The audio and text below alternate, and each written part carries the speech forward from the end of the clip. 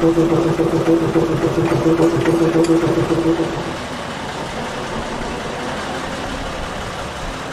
of our main problems is getting over the image problem and getting people through the front gate. Once we've overcome those difficulties, they're here.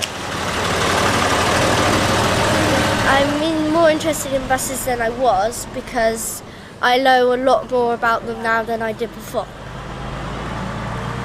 The museum started in 1967 when a few interested individuals got together to restore one bus, and we still have it and it's still in good running order. We have 40-ish, including vehicles that we have which are awaiting restoration. The running fleet, of which this is an example, where we are at the moment, is 6 or 7 vehicles that we have on the road able to go straight out. It's very much a local museum, and we try to trace the history of public transport in Oxford and the surrounding area.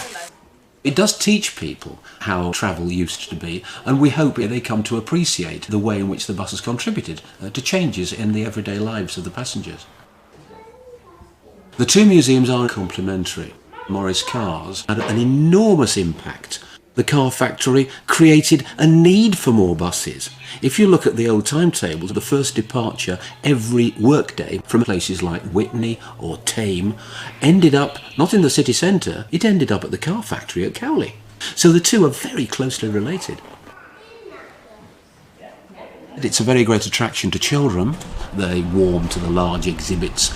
People are allowed to step aboard quite a number of the buses on display in the museum. And then there's a children's section where they can do colouring and sit in the seat and be a bus driver for the day. There's a road sign quiz, that sort of thing. We also have our own workshops. So our facilities and the expertise of our members do mean that we can restore vehicles. The one we're sitting in at the moment is one that dates from 1967. It's only been back on the road now for a matter of a couple of weeks, and today was in fact the first time that our visitors had the opportunity of travelling on it. Welcome aboard our 1967 Brunel. This has just come out of a few years of restoration, and this is the first day in its running. It is probably the most popular. When we have a bus going out, we do get a large influx of visitors just before it's due to leave. If you go on one of our bus rides, you're given a bus ticket. Compare that with today's bus. The driver presses a few buttons and he's got an immediately printed ticket that comes out of the machine in front of the passenger's eyes. So it does teach people how the travel used to be. We've been very fortunate in obtaining examples of cars in the Morris exhibition, of buses in the Bus Museum, that help to mark the progress of the development of the car and of the public transport system. There are one or two gaps, and we're seeking to fill them bit by bit as time goes on. The problem is, of course, that nobody is making vintage buses. By definition, that can't be so. So we have to look for the few that are available. We get between 7,000 and 8,000 visitors a year. Those are the numbers over the last couple of years, and there's every indication that 2010 figures will actually be up on 2009. Once people come, they tend to come back.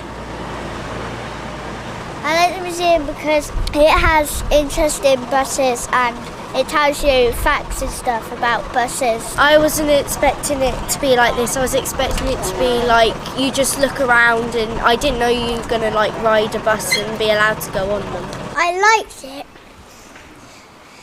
because after the bus, after the bus ride, I get an ice cream.